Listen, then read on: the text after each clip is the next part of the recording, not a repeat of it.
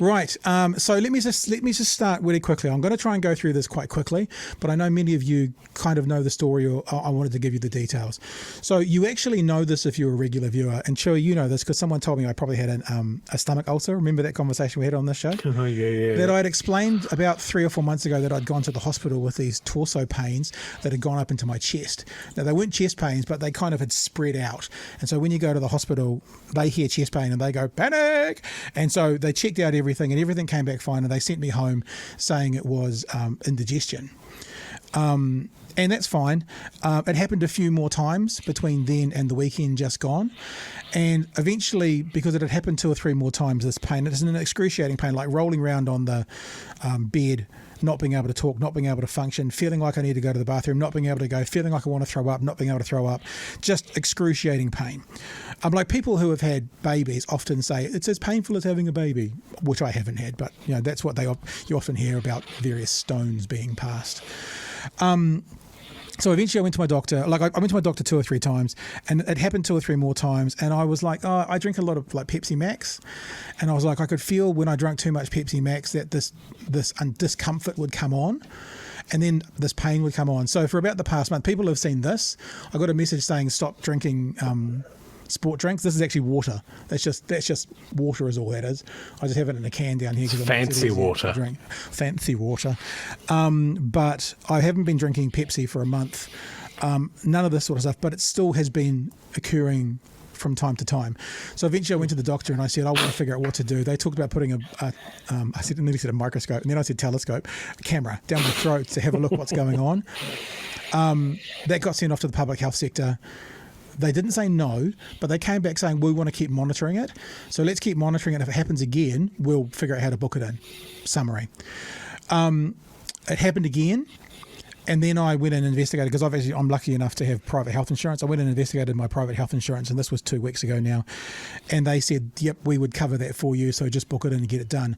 So that was like the Wednesday before I went into hospital, because I had an episode on the Thursday, which was really bad. And then I broadcast this night show. You remember this? And I told you about it afterwards. And you said to me, I've had gallstones before. That sounds a bit like gallstones. And I'm like, yeah, but they would have picked up on that. It had been gallstones. So, we'll see.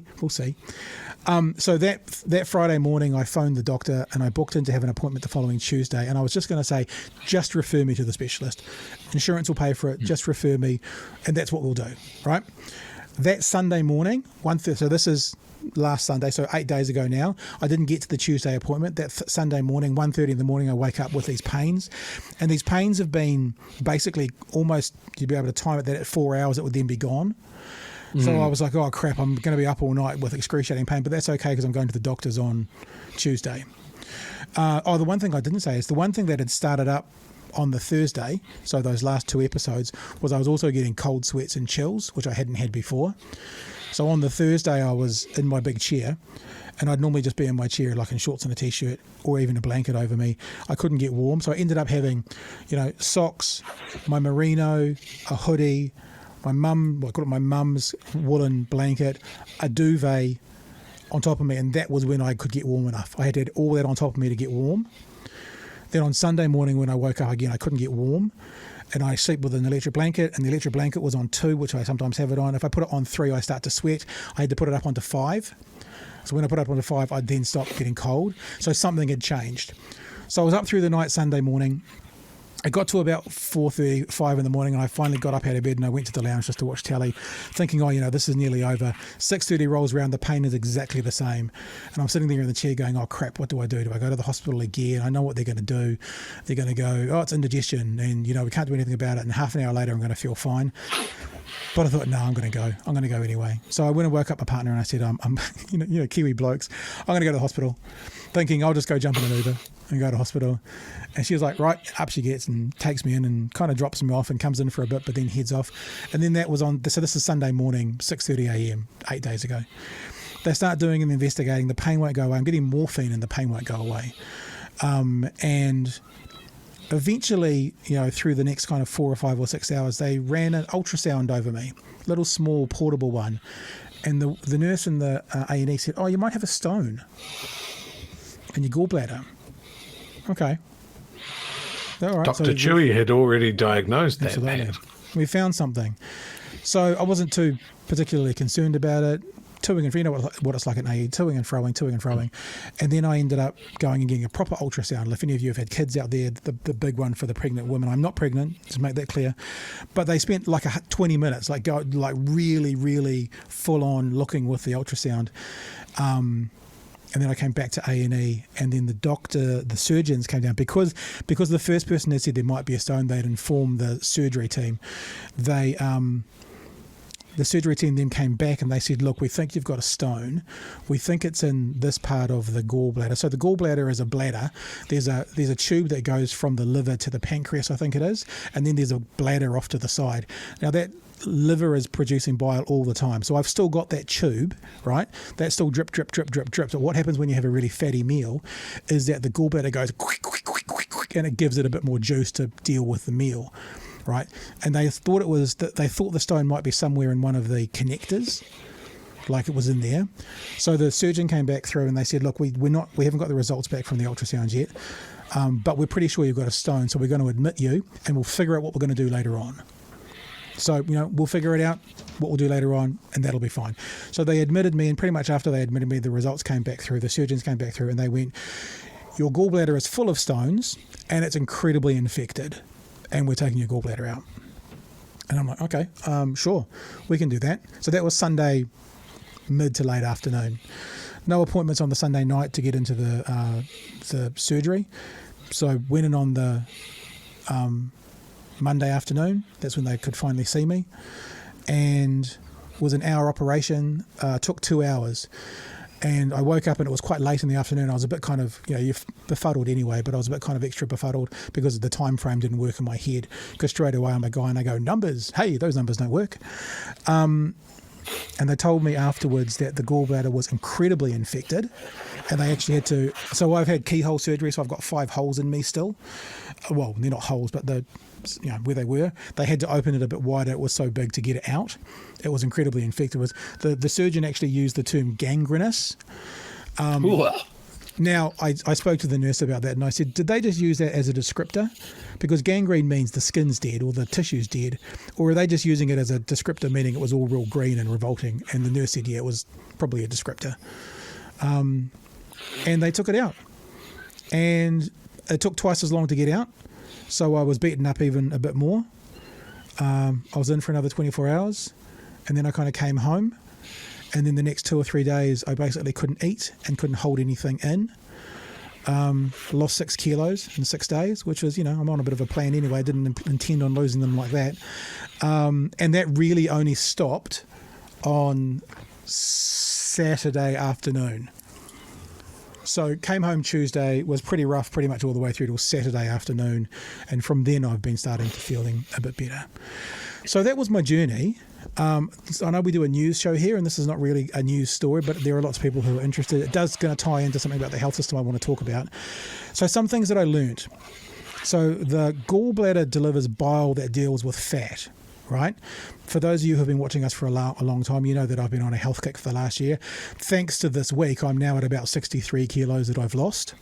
But apparently, the gallbladder, it's a very common occurrence for someone who's had, what's it called, like a lap band surgery. I haven't had that. I've just been on a food plan. But I found out on the weekend that people who lose a lot of weight also often get stones, because basically the gallbladder is still dealing with fat. It's just not dealing with fat you're eating, it's dealing with fat you're burning. So it's a very common occurrence for people who have gone through a large weight loss to also get some kind of stones as well. So obviously, if you've got an unhealthy diet, you might have stones, and then you go through this big weight loss, it might cause more stones. There's probably a double up. And I never knew that. I never knew that was a thing until the weekend just gone. But that's I've had issues with gallstones before, and that's why it sounded very familiar to me when you were describing it last week. And I was like, oh, that sounds very familiar. And for anyone that hasn't had to deal with it, it is literally feels like you're having a heart attack. Yeah. Your chest feels tight. You got pain under your shoulder blades, all of that sort of stuff, and it will literally hit you in the middle of the night. And yeah, I'm someone that doesn't generally like to go to the doctor or the hospital or anything like that, and that had me going, oh fuck, maybe I should go. But yeah, it was a change of diet. I haven't had anything like that for ages. And just recently with some issues with kidney stones, I also have cut out like energy drinks, which for someone that works in retail and doesn't drink coffee, I'm surprised I haven't killed anyone. But it's incredibly effective. Like I just haven't had any issues since. But yeah, to get to the stage of having it out and having it out instantly in a public hospital, people love to bag on the hospital. Well, they love to bag on that. This is a part of the conversation. Now, I've always said, like, I'm not rose tinted glasses about the hospital now. We've always said, and I've always said this publicly, that if you have an emergency, New Zealand's public health system is fucking awesome, right? If you've got an ongoing and long term thing, it can be harder because there are queues. But I had an emergency. I actually forgot to bring this up. I think this is the right one. I'll show you this. I found this just purely over the weekend. I want to talk to our American friends as well. This is a TikTok from someone who is American but living in New Zealand now. She gets told because she doesn't have the subsidy at the chemist, she has to pay full rates going to the chemist in New Zealand. So because she's not a Kiwi citizen, she's got to go to the chemist and get her drugs and pay full rates. It's only a TikTok. It's only 30 seconds. Let me play it for you. If this is going to play, maybe it's not going to play. Anyway, I didn't have that queued up. That's why it's not good to go. She basically is telling the story to her American friends, and she laughs because when they tell her it's going to be full rates, it's $89 or it's $69 for her 4 medications. Outrageous. Yeah, and so she's laughing to all her American friends, going, she was expecting to pay several $100s, and it was, and the people at the chemist are going, oh, look, I'm sorry, but there's no subsidy on this, and she's like $89. Actually, it might have been $69. And what I also wanted to say is I've done a bit of a tot up as to what this would have cost. It's probably 10 grand plus.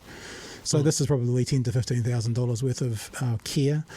And I just wanted, I'm not saying there's any perfect system, but for me in that moment, I'm a little bit pissed that my insurance company gets to keep me as a client and not have to fork out anything because it was done through as an emergency. But, that's what we've got the system for. And when it comes to the emergency department and that sort of thing, one thing has always stuck with me, right? Because people go in and they go, oh, it took me ages to get seen and that sort of thing. If you're sitting in emergency and you've been there for ages, be thankful. Because you've really got worries if you walk in and they go, oh, yep, cool, straight in. That means it's serious. You're getting triaged. Yeah. If you go into emergency for a stub toe or something, you're going to be there for days. Yeah. Yeah, no, look, so I'm very lucky. So it did end up being a bit of an emergency.